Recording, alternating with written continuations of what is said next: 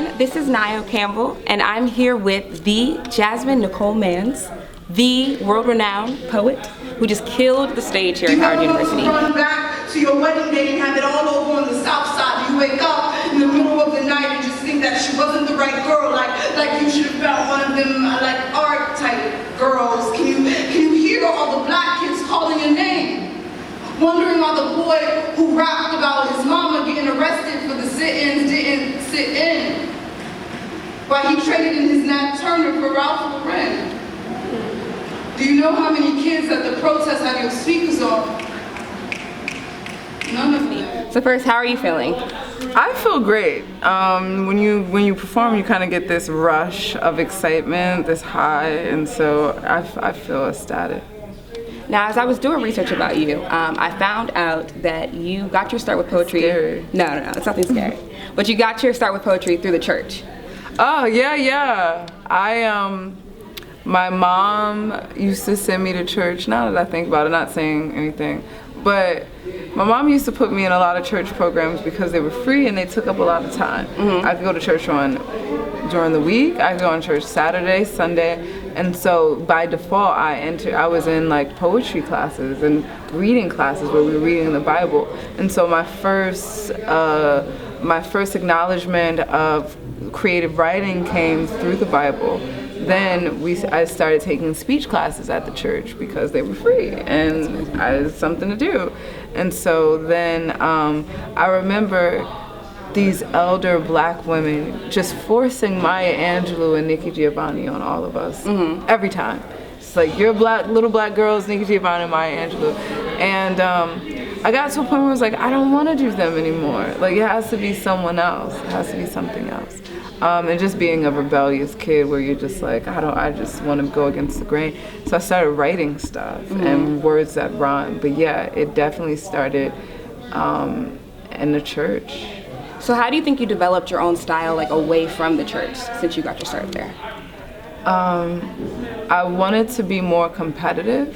Okay. And so I wanted to be competitive and I wanted to do slam poetry, and so that took on a different style, meaning that, now you have to develop voice. Now you have to develop what your presence is.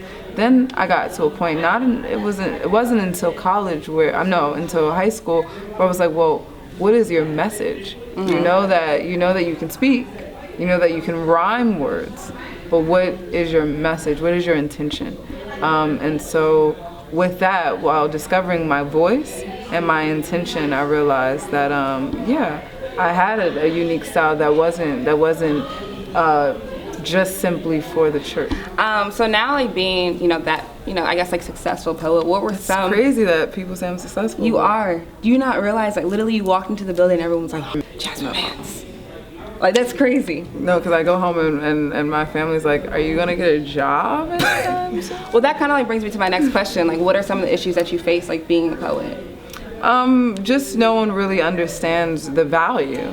Not only do they not understand the value, but they do not see the value. And so people think of poetry as a hobbyist thing. And so it is easier for people to ask you to do something for free. Or it's easier for people to think that you don't make any money or to think that you don't have anything. It's easier for people to get over on you. And then there is no specific field. If I wanted to practice medicine, or even if I wanted to practice football, if I wanted to practice songwriting, there is a trajectory for that. Of like, this is the kind of school you should go to, this is the kind of writing retreat you should go on, this kind of training you should get, but there is no like blueprint for how to be a successful poet. So everything is trial and error. And so because of that, people want you to be safe, people want you to be good. And so when you decide I want to be a creative entrepreneur, I want to be an artist entrepreneur, people are like, oh, that's silly. It's not going to make you no money. But the thing about it is that, one, if you're doing what you're supposed to do, God will always take care of you. Exactly. Like, no matter what, like, God will take care of you better than you could take care of yourself. And so it's just like, it's not about me taking care of me, it's about God taking care of me. The only agreement we have is that I'm doing what I'm supposed to do. And I think one thing that I realized, like with poets, you don't hold your tongue, and I know you don't. And I guess like one of your most, I would say, controversial poems was the Kanye poem. I mean, maybe if it wasn't controversial to you, maybe I guess like some people, like Kanye probably was like, hey, I don't agree with this. But what was your, like, you know, we know that it was inspired by Kanye, but what was the exact message that you wanted to get out to folks listening to you? I'm black, I'm a black girl, and I'm angry as hell at you. With one of Carol's daughters. Never a Kardashian. But nowadays, even Carol's daughters don't even look African. You look hungry.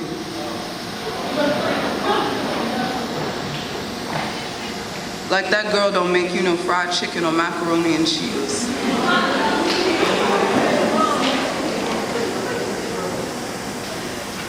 Like she don't feel you on the inside. Like in my mind, it's like I'm sitting in this apartment in Chicago, and like I'm one of his old homegirls that he hasn't seen in like 5 years, and he walked up in my house like, oh, I'm in town. It's like, nigga, where you been at? And hold on, if we gonna talk, let's talk. And like that's how I wanted people to feel. So yes, you should feel the bitterness, you should feel the anger, you should feel the sadness, you should feel the angry black woman rising out of that piece, because that is what I'm trying to project in the piece. But then the truth of the fact that like most of these lyrics are yours. That's why you can't call me angry or bitter, because I didn't write it, he wrote it. I just crafted it together. Yeah. I just kind of weaved it together, but I didn't create this. You were citing his lyrics. Yeah, I'm literally reciting your lyrics. Yeah. I didn't make all that up. Were you scared of like some of the reactions that you were gonna get, or no? No. You can't be as a poet, huh? Oh no, absolutely. I was scared of everything else other than this. Like I remember I started getting anxiety attacks when my poems started going on YouTube. Really? Because it's scary to see like people digest you and then say whatever they want about you.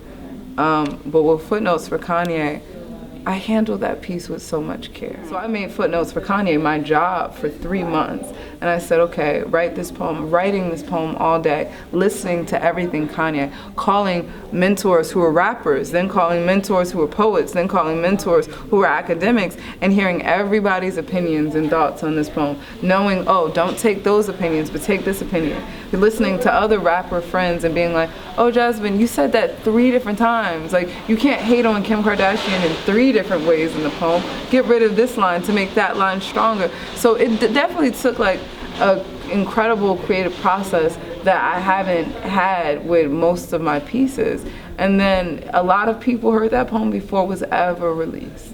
And like it mentored me through that poem. A lot of like great like MCs, and then I knew it was golden. Like it's something like, you ever did something that felt so good, that felt right, that felt like God asked you to do it. And like when I wrote that piece, when I knew it was done, and when I knew it was done, I knew it was golden. And I was like, oh, this piece is gonna change the world, or it's gonna shift something. It's gonna hit. Yeah. It's gonna hit, and it's gonna be a volcano. Then it was released and it didn't do shit. I was like, hold on. I thought I did something magical. You're telling me that the piece that I thought was one of the best pieces of writing I have isn't? What am I gonna do? Like, what does that mean for me?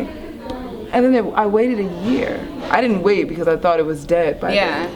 But a year passed and it resurfaced. That's what I was, it resurfaced. And it tells you like, it's all in God's time, that good art takes time, that like I thought that I was like making a volcano erupt, but no, it was like, no, plant the seed. Yeah. And then once you plant the seed, it'll grow. You're not in control of how fast it grows.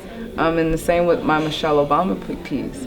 Invested in the piece. The piece, I think right now, maybe has had 7,000 views. Mm-hmm. That's not a successful amount of numbers in my eyes and my trajectory. And it's gonna be in the canon. And so it's just like, I am about putting poems in the canon. And I'm happy that like people, like scholars, poets, everybody, they're gonna look at Kanye or the Nicki Minaj poem, Michelle Obama, and they're gonna say, these are pieces about black artists that are good, that belong in a literary canon. And so that's my job, to have my book at Howard University 50 years from now, and people studying the work, scholars. Like, Yeah. that's what it's about. 2050 looking at your book and they're like, whoa. Isn't that crazy? And I think that's really interesting about poetry. Like, literally, we can look back and see Langston Hughes' work now. And he it's was interesting. of this age, younger Yeah. than us. And it's just like, it's He's of this age. flabbergasting. It's flabbergasting that these pieces that we idolize, these artists that we idolize, like, they were this age. And so that's why, like, it's so easy for adults to take us for granted, to say, oh, you're young, you're stupid.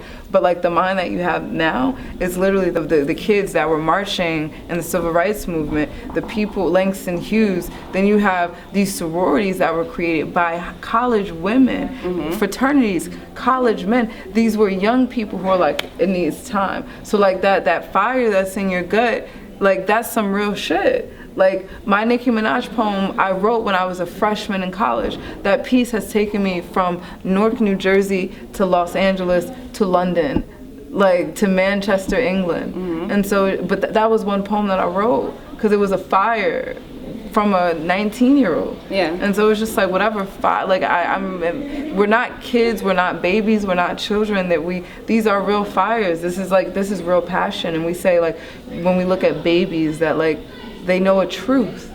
And it's just like, we know a truth. We know a truth that we should invest in. That's powerful. So powerful. That's beautiful. Well, thank you so much for taking time to sit down with us. It is my pleasure. This has been an exclusive. I'm Niall Campbell, and remember, this is Jasmine Nicole Mans.